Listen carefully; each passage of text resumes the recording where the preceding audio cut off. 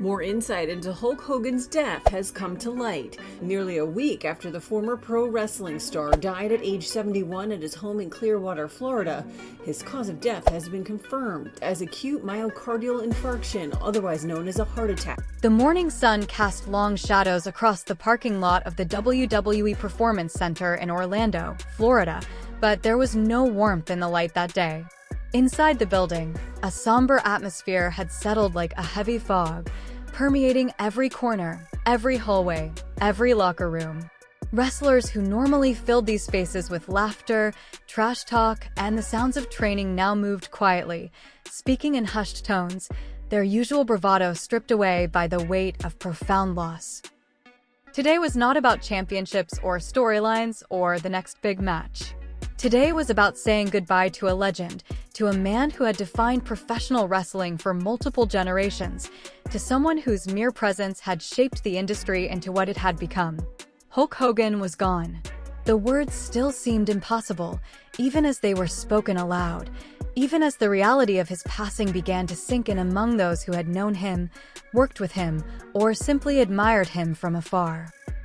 Terry Bollea, the man behind the larger-than-life character, had left this world, and the wrestling community found itself grappling with a loss that felt both personal and universal. For so many, Hulk Hogan wasn't just a wrestler. He was wrestling itself, the embodiment of everything the industry represented during its most explosive period of mainstream popularity. The memorial service had been arranged with surprising speed, a testament to how deeply the wrestling world felt this loss, and how urgently everyone needed to come together to process it collectively. WWE had opened the Performance Center for this gathering, transforming the training facility into a space of remembrance and reflection. The main arena area, usually filled with rings and training equipment, had been reconfigured into something resembling a cathedral, with rows of chairs facing a stage where photographs of Hogan throughout his career were displayed on massive screens. Roman Reigns arrived early, driving himself to the venue rather than using the typical WWE transportation. He needed the time alone, needed the quiet of the car to collect his thoughts and prepare himself for what this day would demand of him emotionally. As he pulled into the parking lot, he saw that despite the early hour, he was far from the first to arrive. Cars filled the spaces, expensive vehicles belonging to current superstars parked alongside rental cars driven by legends who had flown in from across the country and around the world. Roman sat in his car for several long minutes after turning off the engine, staring at the building ahead of him. His relationship with Hogan had been complex, as it was for many in the modern era of wrestling. Hogan represented a different time, a different style, a different set of values that didn't always align with contemporary sensibilities. There had been controversies, moments that had tarnished the golden image, revelations that had complicated the legacy. But sitting here now, preparing to pay his respects, Roman found himself focusing on something else entirely. He remembered being a child, watching Hulkamania run wild on his television screen, seeing the red and yellow, hearing the crowd roar with an intensity that seemed to shake the very foundation of the arena. He remembered how Hogan had made wrestling feel important, how he had elevated it from regional entertainment to global phenomenon. He remembered, years later, when he was starting his own journey in the business, crossing paths with Hogan at various events, receiving advice that was sometimes solicited and sometimes not, but always delivered with the confidence of someone who had been at the absolute pinnacle of the industry. Roman finally exited his car, straightening his suit jacket as he walked toward the entrance. He had chosen to wear black, as had been requested, but he had added a subtle touch of red in his tie, a small acknowledgement of the colors that Hogan had made iconic. As he approached the doors, he saw other wrestlers arriving, each lost in their own thoughts, each processing this loss through the lens of their own experiences and relationships with the Hulkster. Inside, the atmosphere was even more subdued than Roman had anticipated. The Performance Center, typically echoing with the sounds of bodies hitting mats and trainers shouting instructions, was filled instead with quiet conversations and the occasional sound of someone struggling to maintain their composure. Flowers had been placed throughout the space, arrangements sent by everyone from fellow wrestlers to promoters to fans who had learned where the service would be held and wanted to contribute something tangible to the remembrance. The photographs on the screen cycled through decades of Hogan's career. There he was as a young, impossibly muscular figure in the early days of his career, before the character that would make him famous had fully formed. There he was body-slamming Andre the Giant at WrestleMania 3, the moment that many consider the peak of professional wrestling's cultural impact. There he was in the NWO, reinventing himself when many thought his career was finished, proving that he could be just as compelling as a villain as he had been as a hero. And there were more recent photos, showing an older Hogan, the ravages of time and the toll of decades in the ring evident, but the charisma and presence still undeniable. Roman took his seat in the section reserved for current WWE superstars. Around him, he recognized faces that he competed against weekly, colleagues who formed the current backbone of the company's programming. Seth Rollins sat a few rows ahead, his usual animated personality subdued into quiet reflection. Cody Rhodes was near the front, his connection to wrestling royalty making this loss perhaps even more personal, understanding as he did the weight of legacy and the burden of living up to a famous name. The Usos, Roman's family both on screen and off, sat nearby, their presence a comfort even in silence. As more people filed in, the magnitude of Hogan's impact became increasingly clear. This wasn't just current WWE talent paying respects. This was a gathering of the entire wrestling world. Legends from every era were present, men who had competed alongside Hogan or against him, who had benefited from his drawing power or chafed under his political maneuvering backstage. All of those old grievances, all the backstage politics and ego clashes that had defined various eras, seemed to evaporate in the face of this final goodbye. Ric Flair arrived, his eyes red even before the service had officially begun, the emotion evident on his famous face. His rivalry with Hogan had been legendary, spanning decades and multiple promotions, defining what it meant to be at the top of the industry. But they had also been friends, brothers in the unique fraternity of wrestling, bonded by experiences that no one outside the business could truly understand. Flair embraced several people as he made his way to his seat, each hug lasting longer than typical, each touch seeming to provide and receive comfort simultaneously. The Undertaker's arrival created a stir even in this somber context. Mark Calloway, rarely seen in public settings in his civilian identity, had come to pay his respects to a man who had helped pave the way for his own legendary career. The dead man had shared rings and storylines with Hogan, had been part of some of the biggest moments in WWE history, and his presence here spoke to the depth of respect and the importance of this gathering. He moved through the crowd with quiet dignity, acknowledging people with nods and brief words, his towering presence somehow both commanding and comforting. Stone Cold Steve Austin was there, the man whom many credit with saving WWE during its most competitive period, whose anti-hero persona had been in many ways a direct response to and evolution from the pure heroism that Hogan embodied. The generational shift that Austin represented had once seemed like a rejection of everything Hogan stood for, but time and perspective had revealed it as simply the next chapter in wrestling's ongoing evolution, one that wouldn't have been possible without the foundation Hogan had laid. The Rock had flown in specifically for this service, rearranging his impossibly busy Hollywood schedule because there was simply no question that he would be here. Dwayne Johnson understood better than most the debt that modern wrestling superstars owed to Hogan's crossover success, the way he had proven that wrestlers could become genuine mainstream celebrities.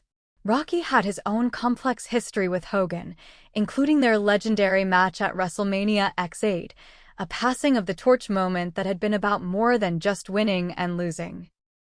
John Cena sat near the back, his expression unreadable behind the stoic mask he sometimes wore in serious situations. Cena had been explicitly positioned as Hogan's successor in many ways, carrying the company as its top babyface, embodying heroic values, moving wrestling into mainstream consciousness in a new era. He had felt the weight of those comparisons throughout his career, had sometimes bristled at the constant Hogan references, but had also understood the honor inherent in being mentioned in the same breath as such a legend. Triple H was there in his capacity as both a fellow wrestler and as an executive of the company Hogan had helped build. The relationship between Hunter and Hogan had been professionally productive, but occasionally personally complicated, as relationships often are when egos and power dynamics are involved. But today, all of that was set aside. Today, Triple H was simply another wrestler saying goodbye to one of the all-time greats, another person who had been shaped by Hogan's influence on the industry. Women from various eras of wrestling were also in attendance, from pioneers who had fought alongside Hogan in the early days to current superstars who had benefited from the platform that wrestling had become partly due to Hogan's mainstream success. Trish Stratus, Lita, Charlotte Flair, Becky Lynch, Sasha Banks, all had come to pay their respects to a man whose career had predated the women's wrestling revolution, but whose success had helped create the company that eventually embraced that evolution. Wrestlers from other promotions had also made the journey. AEW had given their talent the day off, recognizing that this was a moment that transcended company loyalty. New Japan Pro Wrestling had sent representatives. Independent wrestlers who had never met Hogan but who understood what he meant to the industry filled seats in the back. This was truly a gathering of the entire wrestling community, united in grief and gratitude. The service itself began simply, without the elaborate production that usually characterized WWE events. Vince McMahon, looking older than many remembered, took the stage first.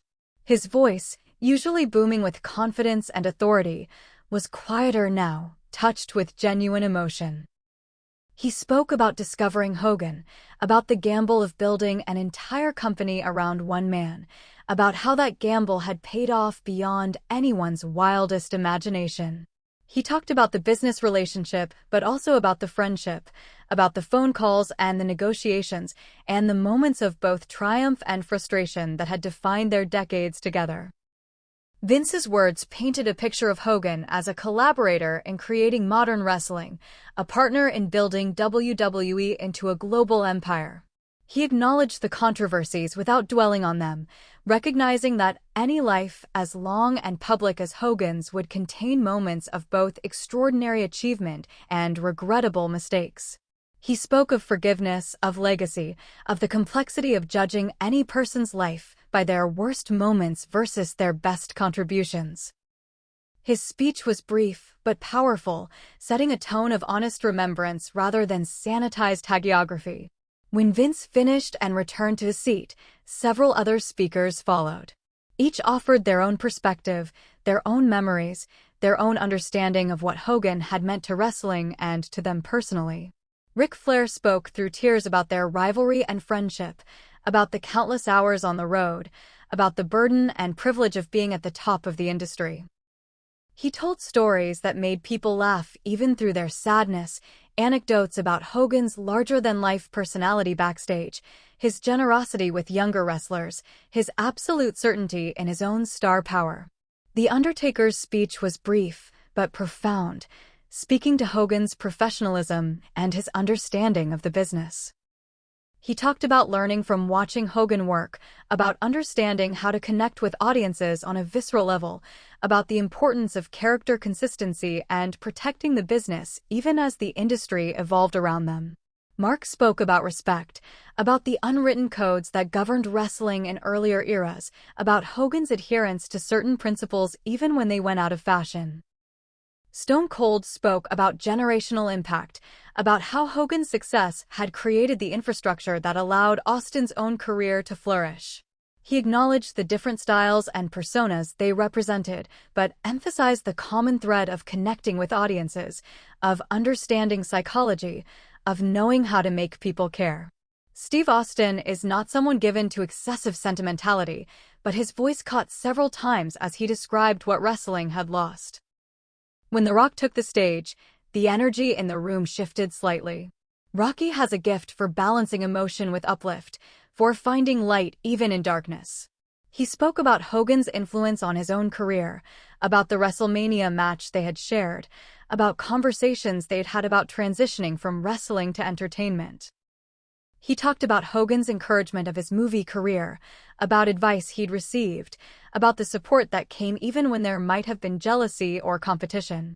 The Rock's speech reminded everyone that while they were here to mourn, they were also here to celebrate an extraordinary life and career. John Cena's remarks focused on legacy and responsibility. He spoke about what it meant to be positioned as someone's successor, about the pressure of comparisons and the honor of being trusted to carry a torch. He talked about conversations with Hogan about handling fame, about the isolation that comes with being at the absolute top of the industry, about the impossible standards fans and colleagues place on you when you're in that position. Cena's perspective as someone who had walked a similar path gave his words particular weight. Between the scheduled speakers, there were musical performances, songs chosen for their meaning to Hogan or their appropriateness for the occasion. Some were traditional hymns, others were rock songs that Hogan had used as entrance music or had expressed love for over the years. The music provided emotional release, moments when tears could flow freely without the need for words or explanations. As the service continued, Roman Reigns found his mind wandering through his own memories and considerations. He thought about his own legacy, about how he would be remembered when his time came. He thought about the decisions Hogan had made, both good and bad, and about how a lifetime of choices ultimately adds up to something complex and irreducible to simple judgments. He thought about the wrestlers sitting around him, about the industry they all served, about the unique bond they shared through their participation in this strange, demanding, rewarding profession.